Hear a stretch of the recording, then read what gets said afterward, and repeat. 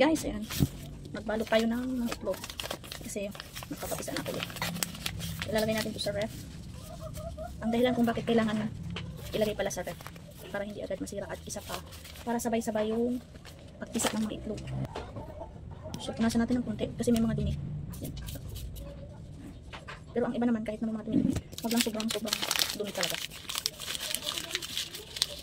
Ilalagay ko sa ref, siguro mga 2 days. Or after 2 days, ilalagay natin na sa incubator. Guys, kaya ini-incubate ko pala kasi hindi nag-dilim-dim yung aking Rhode Island. So, meron tayong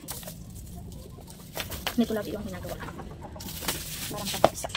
Dati hindi ko alam to, so ang ginagawa ko, diretsuhan lang.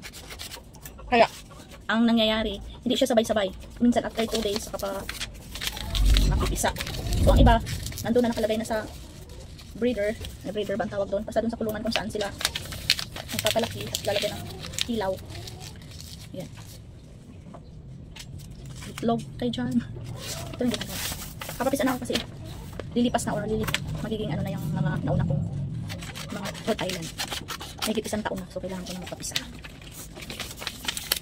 Lagay ko muna siya sa ref. Kasi pag hindi mo siya nailagay sa ref, hindi sabay-sabay. Pipisa. At saka, ang pinagandahan pala once na ilalagay sa ref, mas marami ang ano ang mapipisa kasi sa bundok. Ibig sabihin, bago tayo susunod sa mga. Ayoko mapawala ng aking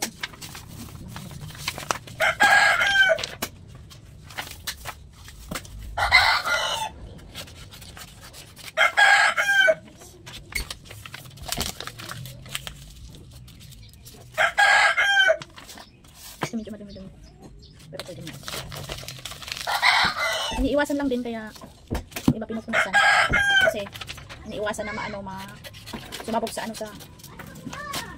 sumabog sa loob ng incubator. Kasi pag hindi siya pagbugok na, ang iba sumasabog. Isang tray parang 36 pieces. Isa pa pala guys sa dahilan kaya kailangan ilagay sa ref yung mga itlog para ma-fertilize at saka 2 weeks siyang pwedeng ilagay sa incubator, hindi siya nasisira. Pero pag nakalabas or ilagay mo lang sa isang tabi tapos after 2 weeks ang iba nung itlog na yun isira na. Ayan, ganon.